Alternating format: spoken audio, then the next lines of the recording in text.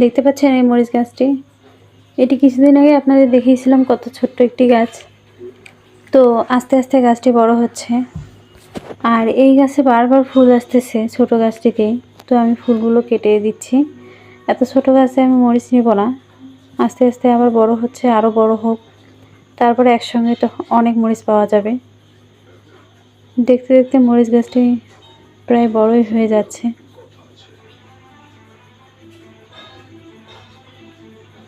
তো ভালো লাগলে প্লিজ সাবস্ক্রাইব করবেন আর আমার ভিডিওগুলো দেখবেন। আল্লাহ হাফেজ। হাই, দেখতে পাচ্ছেন এই মরিচ গাছটি, এটি কিছুদিন আগে আপনাদের দেখিয়েছিলাম কত ছোট্ট একটি গাছ।